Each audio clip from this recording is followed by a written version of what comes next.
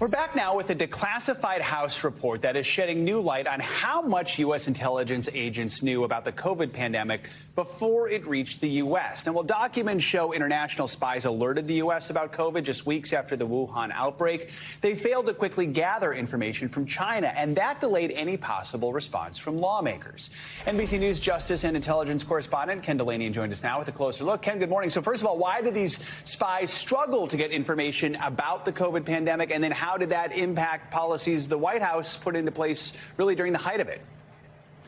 Good morning, Joe. Well, this report really has three main conclusions. One, it does say that the spy agencies did, using public sources, they did call it early on that this novel coronavirus emerging from China was going to become a global pandemic. And they warned the White House about that. And Donald Trump clearly misled the public about what he was hearing at the time. But then what the report says is the intelligence community failed to pivot and was unable to start spying on Chinese officials and ferreting out what White House officials needed to know in the early days about human-to-human transmission and about what the Chinese weren't saying. They weren't intercepting Chinese communications. They weren't coming up with the kind of information we expect the intelligence community to get, stealing secrets in order to help inform policymakers. And so that meant that the response in the United States was delayed. I mean, there are other reasons for the delays. Donald Trump clearly didn't want to come to grips with this pandemic, but they didn't put in the social distancing, the mask wearing as early as they might have had they been armed with that information. And the report also says that the intelligence community is still not ready for the next pandemic, Joe. I want to ask you more about the Trump response. I mean, these spy agencies warned the Trump White House of a looming COVID threat well before the World Health Organization even declared the virus a global pandemic. But as you mentioned, then President Trump really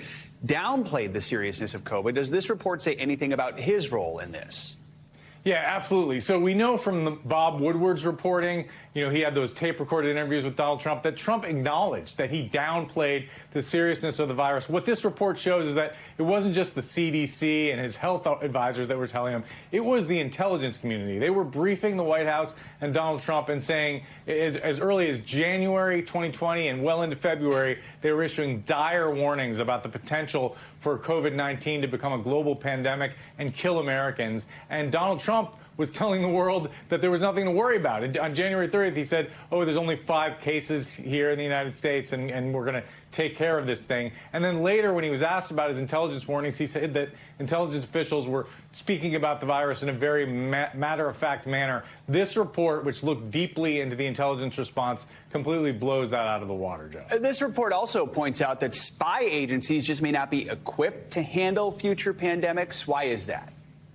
The report identifies a cultural problem within some of these agencies that they just don't see bio threats as a top-tier national security threat, even though this pandemic killed 1 million Americans. And Adam Schiff, the chairman of the House Intelligence Committee, pointed out to me that if a terrorist attack killed 1 million Americans, that would transform national culture. But these spy agencies still aren't geared up for the next pandemic to sort of train their esoteric spying capabilities, including communications intercepts and satellites, onto the kind of health information that policymakers need. It's an ongoing struggle. The Biden administration is trying to turn the aircraft carrier, but there is cultural resistance, Joe.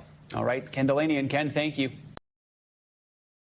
Thanks for watching our YouTube channel. Follow today's top stories and breaking news by downloading the NBC News app.